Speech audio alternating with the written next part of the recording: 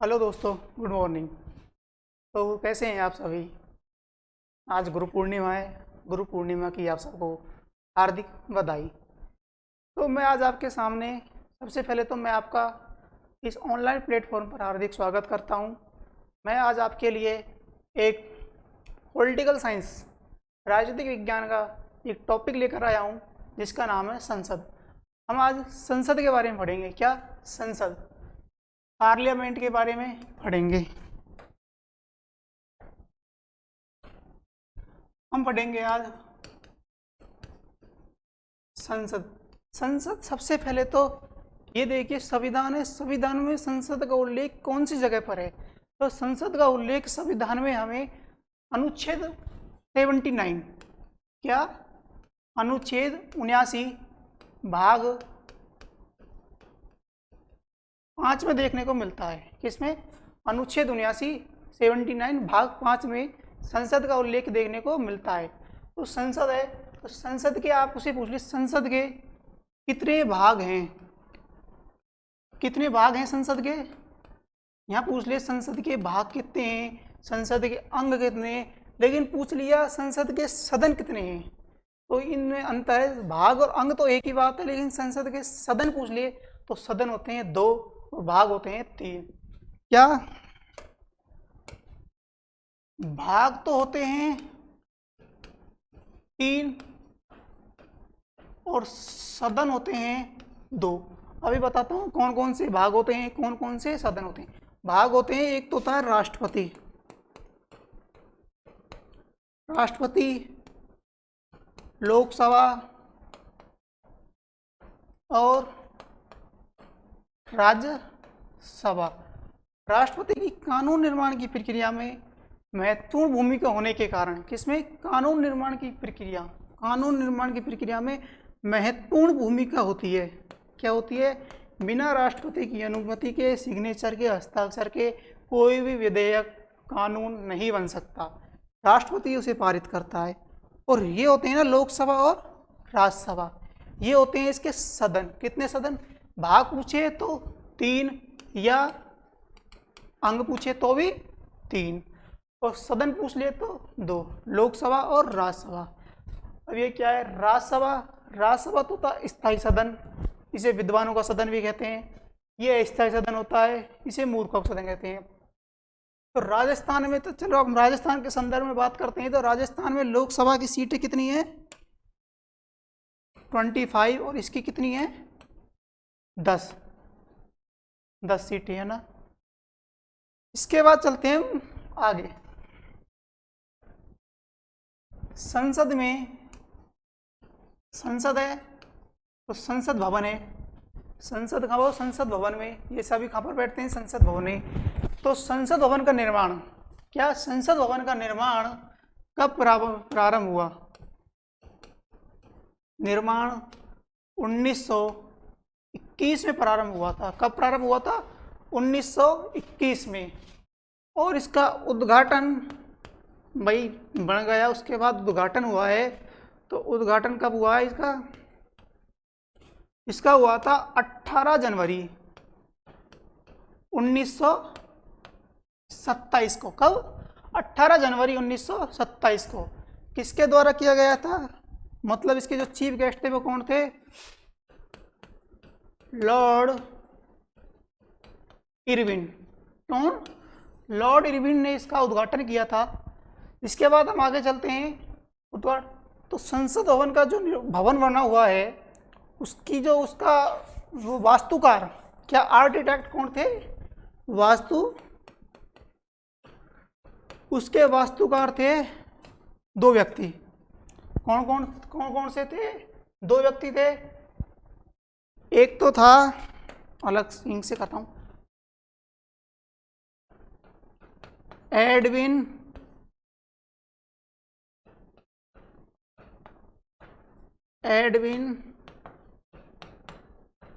लूरिकन्स। कौन था? एडविन लूरिकन्स। तो एक था हर्बर्ट बेकर। जो संसद भवन के जो निर्माण की प्रक्रिया है, जो संसद भवन का जो निर्माण हुआ वो हुआ था संसद भवन में एडविन लूरिकन्स और हर्बर्ट वेकर। कौन? एडविन लूरिकन्स और हर्बर्ट वेकर ने इस भवन के लिए नक्शा तैयार किया था। क्या है नक्शा? तो आगे चलते हुए अब आगे बात करते हैं हम संसद में क्या संसद है, सत्र चलती है, प्रश्नों को सत्र। क्या सत्र? फिलहाल कौन सा सत्र चल रहा है संसद में? कौन सा चल रहा है? मानसूनी सत्र। तो संसद में सत्र कितने होते हैं? क्या संसद में सत्र होते हैं? 3। बजट सत्र,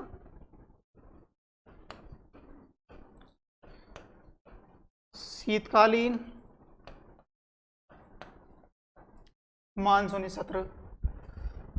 सबसे छोटा कौन सा सत्र होता है? ये जो शीतकालीन सत्र चल रहा है प्रेजेंट टाइम में, सबसे बड़ा सत्र होता है बजट सत्र। मानसूनी सत्र होता है मीडियम, बीच का। शीतकालीन होता है सबसे छोटा। जो इन सत्रों को, वही सत्र हैं, प्रारंभ भी होंगे और खत्म भी होंगे। सत्रों को प्रारंभ और क्या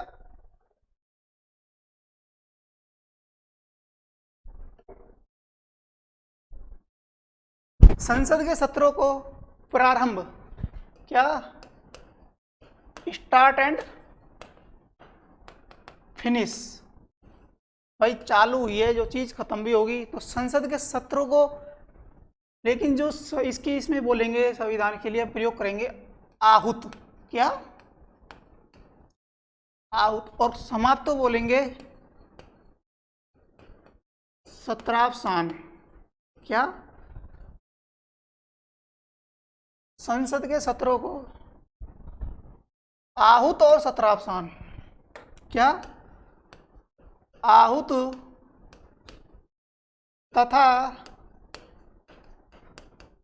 सत्रावसान करने की जो अनुमति होती है, करने की अनुमति किसके पास होती है?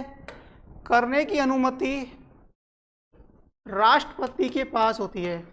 किसके पास? राष्ट्रपति के पास। लेकिन राष्ट्रपति किसकी सिफारिश पर करता है? प्रधानमंत्री की सिफारिश पर। किस पर करता है?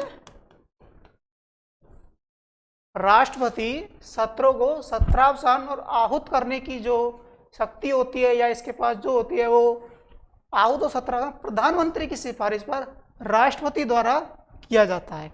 आगे चलते हैं हम संसद में, अगला चीज लेकर चलते हैं हम संसद में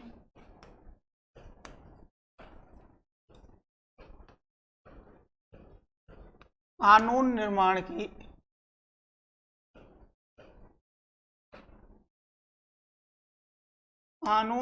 की प्रक्रिया। संसद में कानून निर्माण की प्रक्रिया।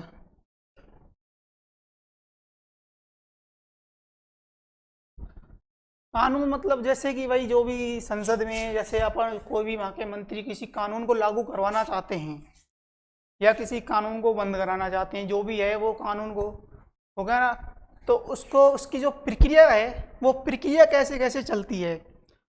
सबसे पहले तो संसद में ये जो प्रक्रिया कहाँ से ली गई थी? सबसे पहले तो इस प्रक्रिया को लिया गया था ब्रिटेन से। कहाँ से?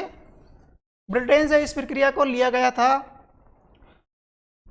जो इसको प्रस्ताव को लाते हैं उस प्रस्ताव को कहते हैं विधेयक। मतलब इसको विधेयक को, यहाँ से कानून की प्रक्रिया चालू होती है विधेयक को। विधेयक ही आगे चलकर किसका रूप लेता है? कानून का। विधेयक आगे चलकर कानून का रूप लेता है। विधेयक को सबसे पहले क्या, विधेयक को इसमें यह बाध्यता नहीं है कि किस सदन में रखें, कि लोकसभा में रखें या राज्यसभा में रखें, आप इसको किसी भी सदन में पहले किसी भी सदन में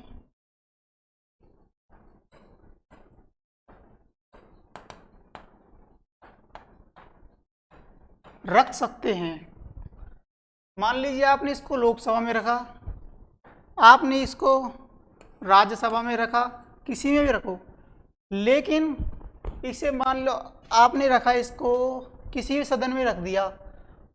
सदन में रखने पर जो ये आपने जो विधेयक है, जिस विधेयक को जिस भी सदन में रखते हो, जिस सदन में रखा उस सदन में इस विधेयक के ऊपर क्या होगी, विधेयक के उद्देश्यों पर, विधेयक के उद्देश्यों पर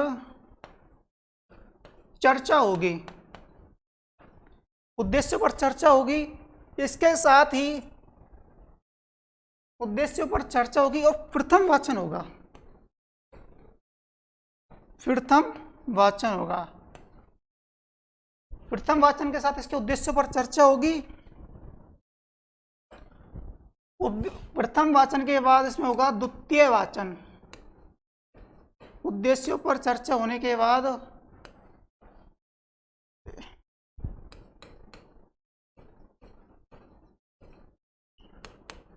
द्वितीय वाचन होगा।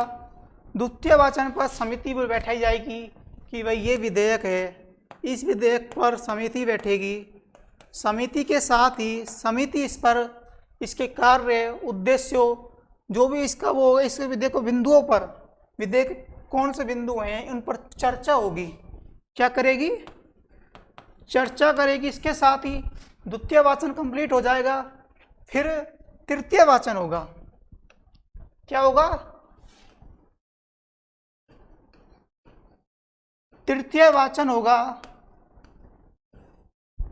तृतीय वाचन होगा। प्रोसेस धीरे धीरे आगे बढ़ रही है। विधेयक को कानून बनाने के लिए किसी भी सदन में रखा, उस सदन में उस प्रक्रिया को धीरे धीरे आगे बढ़ाया जा रहा है, आगे बढ़ेगी। तृतीय वाचन होने के बाद ये सामान्य बहुमत से प्रस्ताव पारित हो जाना चाहिए किसी भी सदन में से। इस पर सामान्य बहुमत से यदि पारित नहीं होता है, इस पर बहस हो सकती है या मतदान भी हो सकता है। भाई बिंदुओं पर सांसदों में या भी सदस्यों में उनमें बात हो गई, बहस हो गई, या फिर उनमें फिर मतदान कराया जा सकता है। इसी के साथ ही फिर ये अगले सदन में चला जाएगा। चाहे पहले किसी भी सदन में रखा, जैसे लोकसभा में रखा तो फिर राज्यसभा में, या राज्यसभा में रखा तो लोकसभा में चला जाएगा। वहां से वही पहले वाले सदन की तरह तीनों वाचन होंगे। तीनों वाचन के साथ ही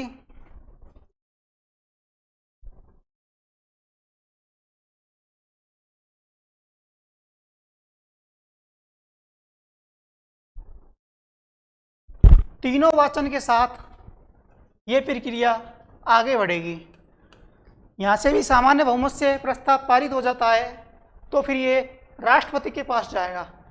किसके पास जाएगा, यहाँ के बाद ये यदि सामान्य बहुमत से प्रस्ताव पारित होता है, सामान्य बहुमत से यदि प्रस्ताव पारित होता है तो ये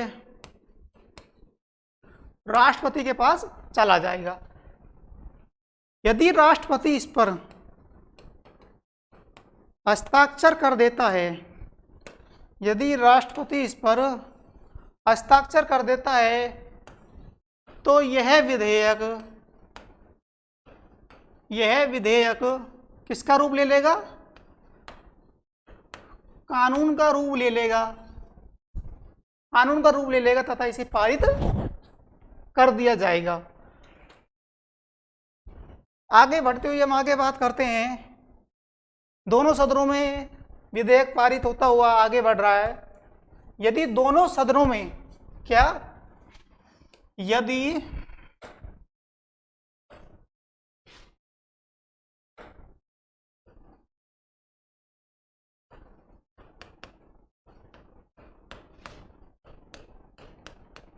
यदि दोनों सदनों में इस विधेयक के ऊपर, या मतलब जो भी किसी भी विधेयक है, इस विधेयक के ऊपर क्या गति अवरोध, क्या, अलग अलग इंक से इंडिकेट करता हूं, गति अवरोध, दोनों के मध्य में यदि गति अवरोध उत्पन्न हो जाता है, उत्पन्न हो जाता है, क्या हो गया, गति अवरोध दोनों में उत्पन्न हो गया। गति अवरोध यदि उत्पन्न हो जाता है तो इस स्थिति में क्या होगा, इस स्थिति में राष्ट्रपति, क्या,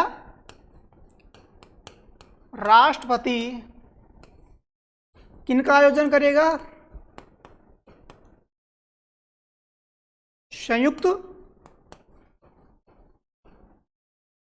संयुक्त बैठकों का आयोजन करेगा। यदि दोनों सदनों के मध्य में किसी विधेयक को लेकर गति अवरोध उत्पन्न हो जाता है तो राष्ट्रपति क्या संयुक्त बैठकों का आयोजन करेगा।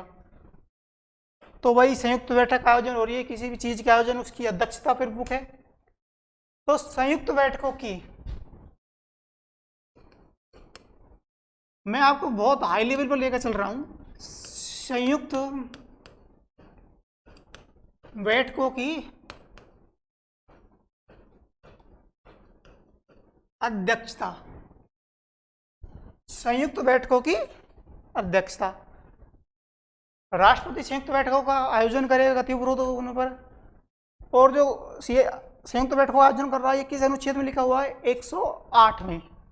राष्ट्रपति दोनों सदनों के मध्य में गति अवरोध उत्पन्न हो जाने की स्थिति में संयुक्त बैठकों का आयोजन करवा सकता है, ये अनुच्छेद 108 कहता है। फिर इसकी अध्यक्षता कौन करेगा, इसकी अध्यक्षता करेगा लोकसभा का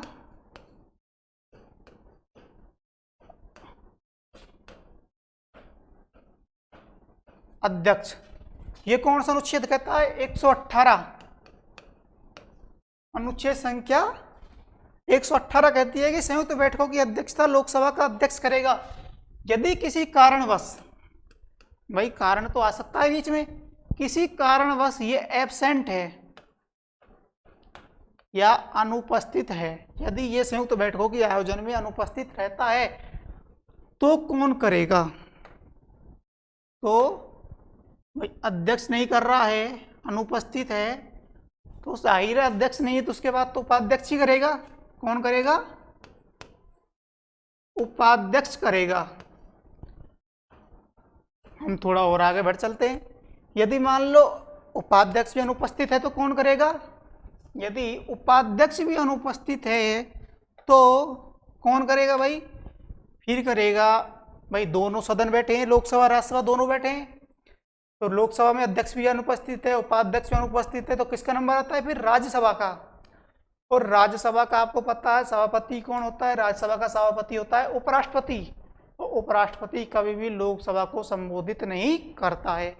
तो सभापति होता है, सभापति राष्ट्रपति उपराष्ट्रपति होता है, तो सभापति है उसका जो कभी भी लोकसभा को संबोधित नहीं करेगा, इसलिए उपसभापति, कौन, उप सभापति करेगा।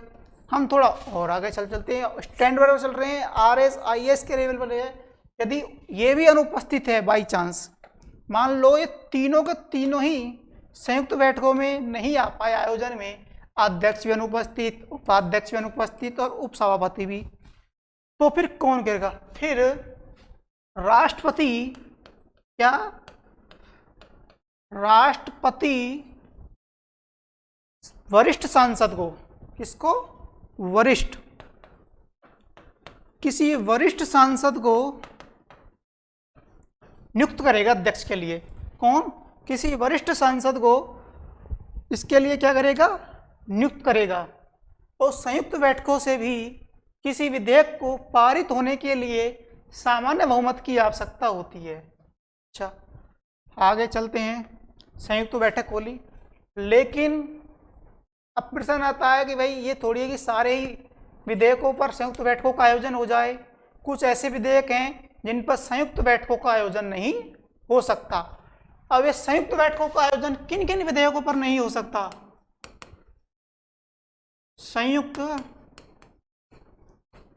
बैठकों का आयोजन किन किन विधेयकों पर नहीं हो सकता है। किन किन पर नहीं हो सकता? ऐसे ओनली फॉर 3 विधेयक ऐसे हैं जिन पर संयुक्त बैठकों का आयोजन नहीं होगा। पहला धन विधेयक, दूसरा संविधान संशोधन विधेयक, संविधान संशोधन विधेयक, तीसरा महाभियोग। महाभियोग आप जानते क्या होते हैं? राष्ट्रपति को उसके पद से हटाने की प्रक्रिया को महाभियोग कहते हैं। धन विधेयक का उल्लेख अनुच्छेद 110 में है। इसमें अनुच्छेद 110 में। अब भाई किन किन पर तो हो गया, और आज तक ऐसे कितने विधेयक हैं जिन पर संयुक्त बैठकों का आयोजन, मतलब संयुक्त बैठकों का आयोजन कितनी बार हो चुका है आज तक? तो आज तक संयुक्त बैठकों का आयोजन 3 बार हो चुका है। कब कब हुआ था? 1961, 1970 और 2002 ये हुआ था दहेज पर, ये हुआ था बैंकिंग पर, ये पोटा का मतलब होता है आतंकवाद निरोधक, आतंकवादी निरोधक। तो भाई साहब 3 बार संयुक्त बैठकों का आयोजन हुआ था अब तक, आज तक 3 बार संयुक्त बैठकों का आयोजन हो चुका है। अब यहाँ पर एक इतना शानदार क्वेश्चन है, ये 3 बैठकें हुई 61, 70, 2002, इनमें एकमात्र वह व्यक्ति जो तीनों संयुक्त बैठकों में उपस्थित था, उसका नाम क्या है? वो था हमारे माननीय अटल बिहारी वाजपेयी। अटल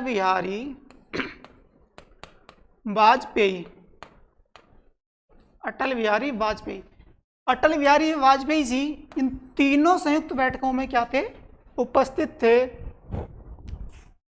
जो दहेज 1961 में दहेज पर जो अपना संयुक्त बैठक हुआ था, उसकी आयंगर ने अध्यक्षता की थी। उसके बाद ये बैंकिंग हुआ था MS हेगड़े। किसने? MS हेगड़े ने की थी अध्यक्षता। और ये पोटा हुआ था PM सैयद।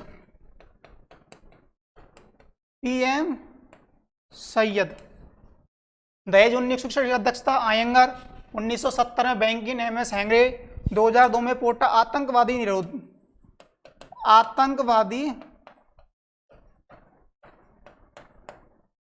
निरोधक इसकी किसने की थी? PM सैयद ने। अब हम आगे चलते हैं, आगे अगले टॉपिक पर बात करते हैं, संसद की भाषा। किस पर? आगे हम बात करते हैं संसद की भाषा पर। संसद की भाषा, इसका उल्लेख अनुच्छेद 120 में है। संसद की भाषा का उल्लेख अनुच्छेद 120 में है। और संसद की भाषा क्या भाई? संसद की भाषा कौन कौन सी? हिंदी और इंग्लिश। कौन कौन सी भाषाएं हैं? हिंदी और इंग्लिश। संस्कृत की भाषाएं हिंदी या इंग्लिश होती हैं। यदि मान लो कोई सांसद अपनी मातृभाषा में बोलना चाहे, किसमें? अपनी मातृभाषा में बोलना चाहे तो मातृभाषा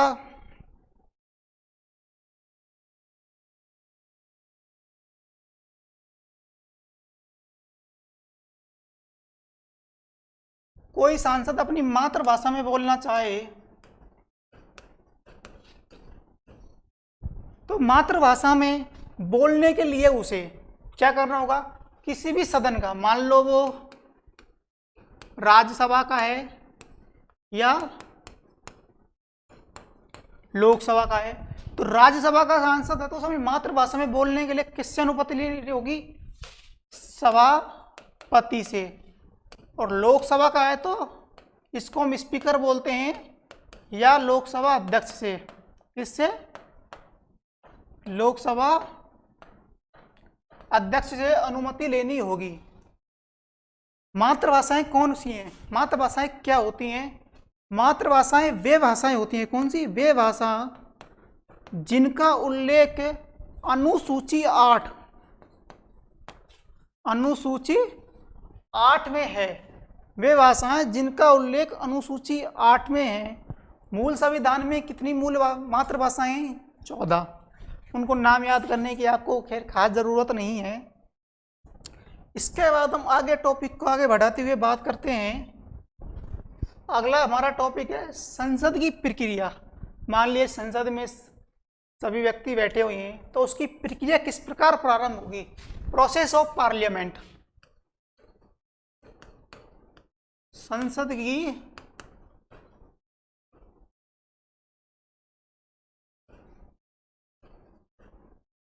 की प्रक्रिया, प्रोसेस ऑफ पार्लियामेंट। संसद की प्रक्रिया का उल्लेख किसमें है, संयुक्त बैठकों की अध्यक्षता लोकसभा का अध्यक्ष करेगा। यह किस अनुच्छेद में था, 118 में। उसी अनुच्छेद में यह है 118 में ही संविधान की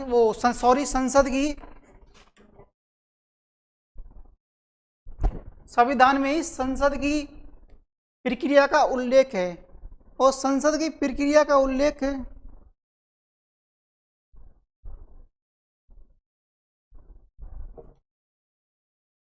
2 मिनट के लिए क्षमा।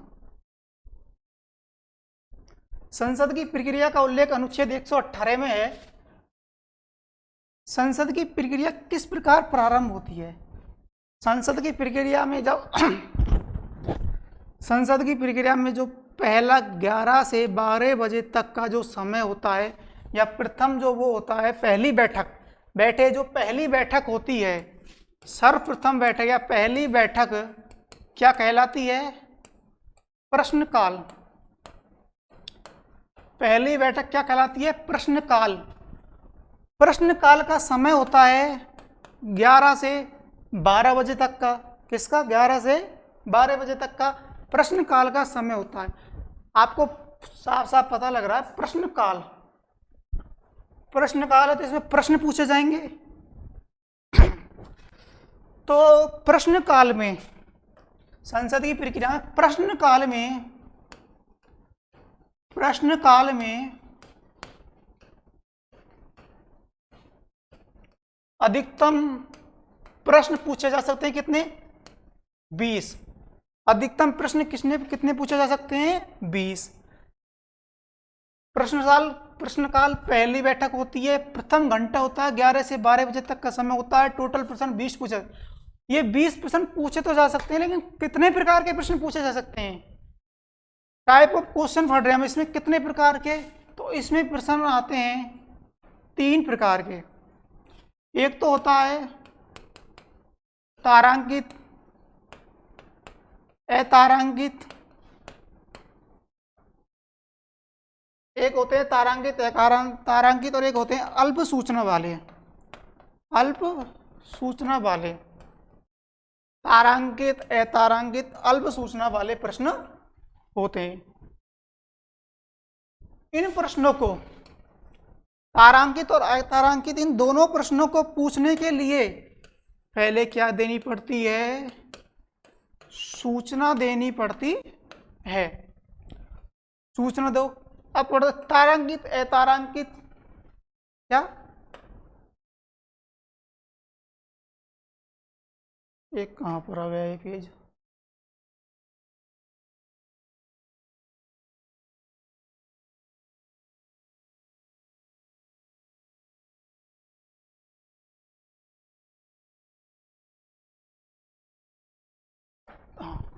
तारांकित और अतारांकित प्रश्न में अंतर। क्या?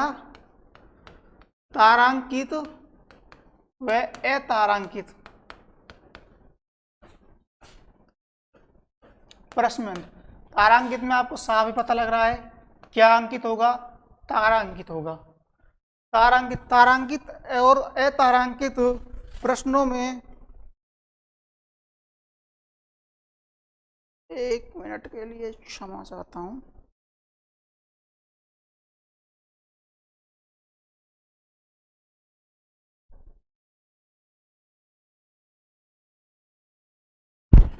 तारांकित और अतारांकित प्रश्न में क्या अंतर होता है? तारांकित में तारांकित होगा, क्या अंकित होगा? तारा। इसमें तारांकित नहीं होगा। ये प्रश्न भी मौखिक और जवाब भी मौखिक, प्रश्न भी लिखित, जवाब भी लिखित, प्रश्न भी लिखित और जवाब भी लिखित होगा। एक मिनट। तारांकित होगा, तारांकित नहीं होगा। प्रश्न भी जब मौखिक और जवाब भी मौखिक, प्रश्न भी लिखित और जवाब भी लिखित। इन पर कॉम्प्लीमेंट्री क्वेश्चंस, अनुपूरक क्वेश्चन पूछे जा सकते हैं, अनुपूरक क्वेश्चन पूछे जा सकते हैं। इन पर नहीं पूछे जा सकते। जैसे कोई भी क्वेश्चन पूछेगा, उसके ऊपर दूसरा क्वेश्चन पूछ लिया ना, इससे आगे की बात हम आगे करेंगे। थैंक यू, धन्यवाद।